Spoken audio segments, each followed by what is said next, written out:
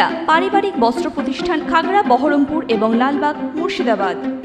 বিচারাধীন সমস্ত বৈধ ভোটারদের দ্রুত ভোটার অধিকার সুনিশ্চিত করতে 48 ঘন্টা ধর্ণা মঞ্চে বসল কংগ্রেস। সাগরদিঘির বিডিও অফিসের সামনে এসআইআরের দীর্ঘ প্রক্রিয়া চলার পর 28শে ফেব্রুয়ারি নির্বাচন কমিশনের তরফ থেকে চূড়ান্ত তালিকা প্রকাশ করা হয়। সেই চূড়ান্ত তালিকায় রাজ্যের প্রায় 60 লক্ষ ভোটারকে বিচারাধীন অবস্থায় রাখা হয়েছে। এর ফলে চিন্তার ভাঁজ পড়েছে সাধারণ মানুষের কপালে। এই 60 লক্ষ বিচারাধীন তালিকার মধ্যে সবচাইতে বেশি সংখ্যালঘু সম্প্রদায়। তাই এসআইআরের চূড়ান্ত তালিকায় বৈধ ভোটারদেরকে বিচারাধীনের নামে হেনস্থার প্রতিবাদে সাগরদিঘির বিডিও অফিসের সামনে 48 ঘন্টা ধর্ণা মঞ্চে বসল সাগরদিঘি ব্লক কংগ্রেসের নেতৃত্বগণ। মুখ্যমন্ত্রীর বিরুদ্ধে এফআইআর করা যায়নি, হলো তাদের বিরুদ্ধে নাকি কোনো এফআইআর করা। সাগরদিঘির বিডিও অফিসের সামনে কংগ্রেস কর্মীরা 48 ঘন্টা ধর্ণা মঞ্চে বসেছে। এর কারণ হচ্ছে এটাই যে গত 28 তারিখে ভারতবর্ষের সাম্প্রদায়িক বিজেপি, ঘৃণ্য বিজেপি, চক্রান্তকারী বিজেপি নিযুক্ত যে নির্বাচন কমিশন বলা হলো নির্যাতন কমিশন, পশ্চিমবাংলা একটা চূড়ান্ত ভোটার তালিকা প্রকাশ করেছে।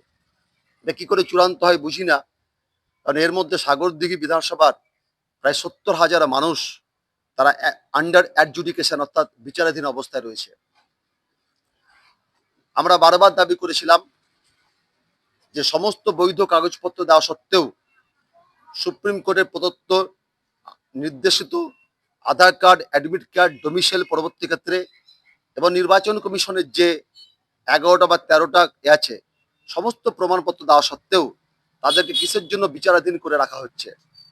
আমাদের একটাই দাবি যে অতি সত্বর, অতি দ্রুত, আমাদের হেডলাইনও তাই আছে যে ভারতবর্ষের 326 নম্বর ধারায় পরিষ্কার বলা আছে একটিও বৈধ ভোটার যাতে ভোটাধিকার থেকে বঞ্চিত না হয়, তাকে ভোটাধিকার সুনিশ্চিত করতে হবে।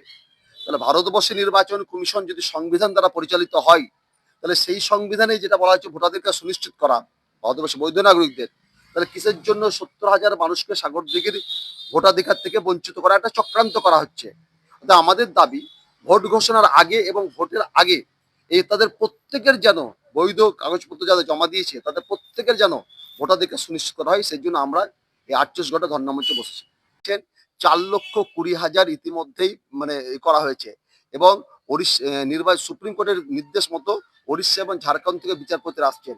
বিচারপতিরা আমাদের কাছে যতটুকু খবর, জুডিশিয়াল যারা দায়িত্বে আছেন মাননীয় মহামান্য বিচারপতি, তারা অক্লান্ত পরিশ্রম করছেন এবং তাদের কাছে যে কাগজপত্র সাবমিট করা হচ্ছে সেই সাবমিটের ভিত্তিতে তারা চেষ্টা করছেন যাতে হয়, কিন্তু চক্রান্ত কিন্তু মাথার উপর বসে আছে। দেখুন আমাদের শুভঙ্কর সরকার, সভাপতি পশ্চিমবঙ্গ প্রদেশ কংগ্রেস কমিটি, তিনি কি বলছেন? তিনি বলছেন আমরা মনে করি একজন অবৈধ ভোটারের নাম বাদ দিয়ে যদি চূড়ান্ত ভোটার তালিকা তৈরি হয় তবে হবে গণতন্ত্রের উপর চরমতম আঘাত। সেই ভোটার তালিকা নিয়ে নির্বাচন অনুষ্ঠিত হলে তা নিশ্চিতভাবে সংবিধান বর্ণিত মানুষের মৌলিক অধিকার ক্ষুণ্ণ করা হবে। একদিকে সংবিধান বলছে 326 নম্বর ধারায় যে কোনো অবস্থাতেই একটিও বৈধ ভোটার বাদ যাবে না। আর বর্তমানে এই নির্যাতন কমিশনে বিজেপি নিযুক্ত রাজনৈতিক দালাল একটা তারা মানুষকে ভোটাধিকার থেকে বঞ্চিত করার চেষ্টা করা হচ্ছে। আমরা তাই রাজনীতি সচেতন যে সাধারণ মানুষ আছে সবাইকে নিয়ে আমরা একটা চাপ তৈরি করার, কারণ শেষ কথা বলবে জনগণ, আন্দোলনের শেষ কথা বলবে, আন্দোলনের অধিকার ফিরিয়ে আনবে, মানুষের স্বাধিকার ফিরিয়ে। ও বাঁচাবে নাকি গরুচোর? ও তো একটা গরুচোর। ও তো মুর্শিদাবাদের তৃণমূলে যখন পর্যবেক্ষক ছিল তোর অভিযোগ এটা যে গরু চোরাচালাকারীতে নিযুক্ত আছে, চাকরি চুরিতে সে নিযুক্ত আছে। তো তোর দয়াতে মুসলমানরা বাঁচবে? তোর দয়াতে মুসলমানরা বাঁচবে? মুসলমানরা ভারতবর্ষের অধিবাসী, জন্মান্তরের অধিবাসী। মুসলমান নিজের অধিকারে বাঁচবে, তোর দয়াতে বাঁচবে না। ওয়েস্টার্ন আউটফিট, ফ্যান্সি চুড়িদার, শাড়িতে রকমারি রঙের সমাহার, ফ্যাশনে এসেছে আজ নতুন সুনিতা, সুনিতা তোমার আমার আজ পুজোর হাওয়া, নতুন চাওয়া পোশাকের আমি সুনিতা মন ছুঁয়ে যায়। সুনিতা, সুনিতা, সুনিতা সবার। সুনিতা 309 নেতাজি রোড, খাগড়া, বহরমপুর, মুর্শিদাবাদ।